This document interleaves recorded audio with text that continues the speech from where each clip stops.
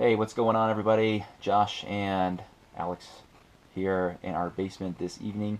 It's a Saturday night. We're just hanging out in the basement. Josh gets in his PJs early, so we have more time to play before it's bedtime. And I'm going to adjust the camera here to what I am working on without shaking you guys too much. But what I have here is a bunch of train track from my Lego City. And this is a strip of track that was losing a lot of connectivity for my modern 9-volt trains. One of my very early videos from my channel, I showed a how to create 9-volt track out of your normal RC or Power Functions train track, and this is the result of one of those. However, what happens, unfortunately, as you are readjusting your train track is you undo these a lot and then put them back together and undo it and put it back together.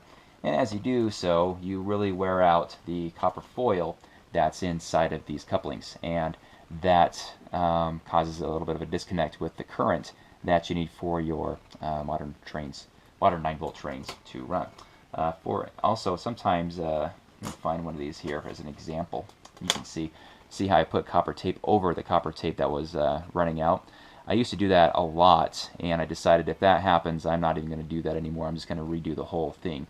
So it can be an arduous task to do that. I actually get a brick separator to help me out, and this is one of the track I'm actually doing, and I just run the little knob at the end there, pointy end, and I just dig it up like that.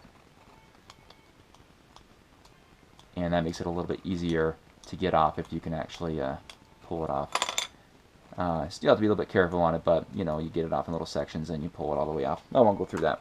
But the point I'm trying to make here is when I'm putting these back together, I find it works best to actually make larger sections of track with the copper foil tape. So instead of just doing individual track like this, I actually do it the entire length of 2 to, in this case, 5 of these individual tracks. So this helps because you don't have to worry about reconnecting or disconnecting over and over again. It stays very solid through the track that is actually applied to, but you do have to be aware that the tape, the copper foil tape, goes through where it can disconnect. So what I'm going to do is get some Lego elements like these tiles here, and I'm going to make sure they're connected like this. And I'm going to keep them there even when they're laid down somewhere in the city. That's all I need. So there's 5 of them here, 4 of these tiles. So that way when I'm moving this around or I come up to it and I want to disconnect it for whatever, I know that the copper foil tape is connected through all of these. Again, here's the copper foil tape that I use in a big roll. I get this actually at Hobby Lobby, I think, and there's a little code at the upper left of it. It says 681. If you get that, that's a pretty good fit. 0.56 centimeters wide and 33 meters long, or 36 yards of copper foil tape, and it works pretty well out of this spoil. So what I'm going to do is just run a length of this copper foil tape that will exceed a little bit the length of all these tracks that are locked together. Get my scissors here and cut it there.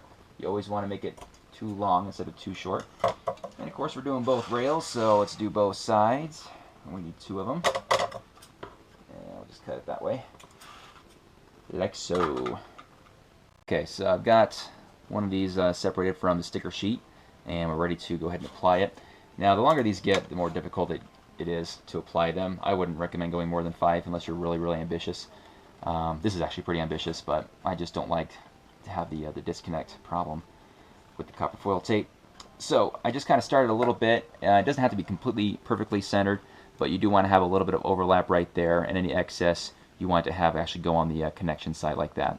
So I'm not going to stick that to the Lego track yet, but go ahead and get the full length of this very carefully.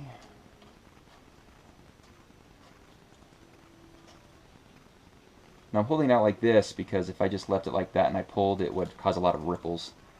So if you want to have a nice clean application of a sticker, oops, as you see there, I just did that. Alright, now comes my favorite part.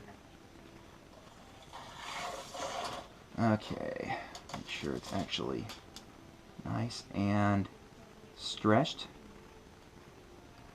it's pretty sturdy, so it doesn't, it's not gonna snap on you.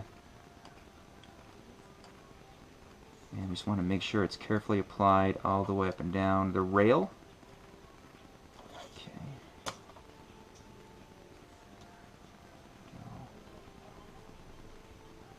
And we're just applying the very top of it. We're not going to worry about getting the sides stuck down yet. Let's see if I did my measurements right. Very tip there. Alright, looks pretty good. So you should have a little bit of overlap just like that, which we do.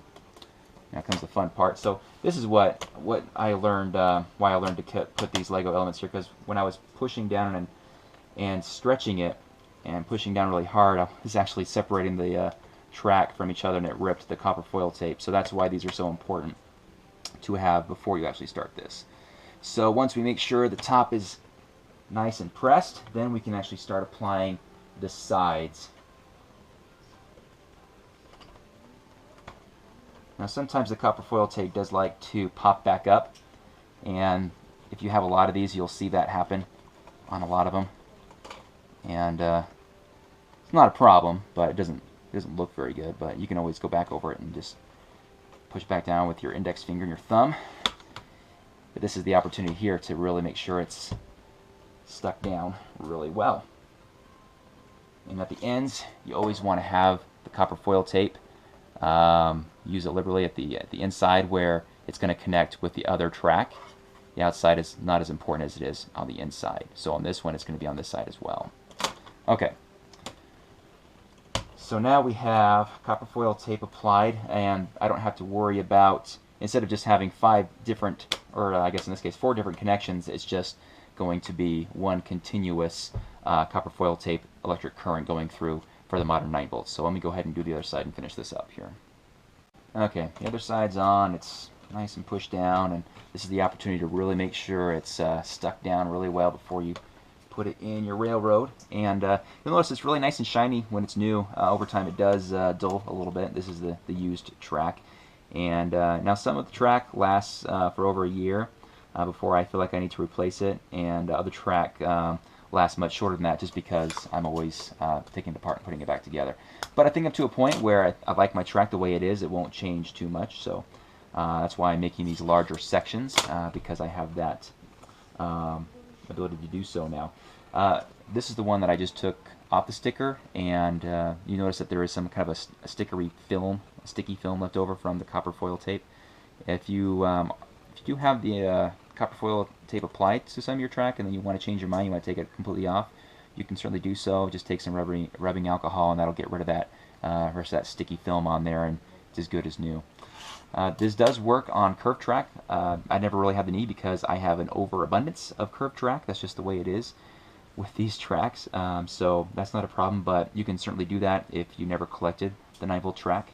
I haven't done it on switch tracks. The switch tracks are a little bit tricky. I haven't really tried, but I have made them run through one side or the other, but I haven't been able to make it so the switch will work like the other old 9 volts do. So sorry, I can't help you there yet anyway. Maybe I'll figure out sometime in the future.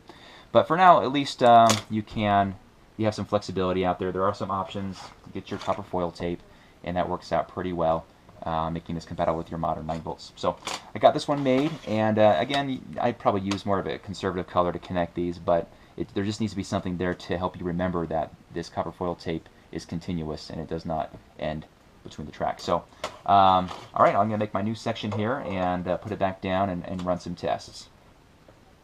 All right, so here are the 2 new sections. Yeah, I actually went against my own advice, and I put 6 of them together on this strip, so I just went for it.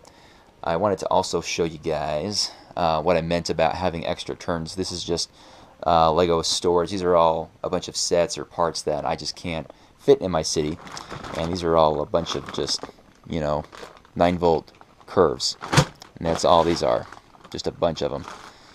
So as you can see, that is a lot of extra turns, and if all those were straights, man, that would be sweet, but that's just the way it goes, huh? Anyway, let's go ahead and get these back on into the circuit, and we'll test them out. All right, this is the section of track I did. It was the incline for the rail on the other side of the city, as you can see. So we're going to see if this works. The train is on its way. All right, now comes the test. Let's see. That's already better.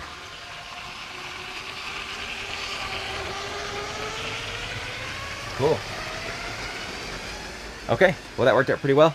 And you can see where, well, that really blends into the wood. Okay, but yeah, that's already a lot better. Before it was slowing way down here. So I know that whatever I did by getting rid of those old track and reconnecting it this way, it's a lot more effective, more power going through. Anyway, that is my little tutorial of maintaining your copper foil tape for your modern 9-volt motors, as you see on the Maersk train. Fun times. Okay, all right, Josh. Anything to say? Nope, not for now. Okay. All right, well, it's almost bedtime, so I'm glad we got this little project done. Okay, guys, thanks so much for watching. We'll catch you guys next time. We'll see ya.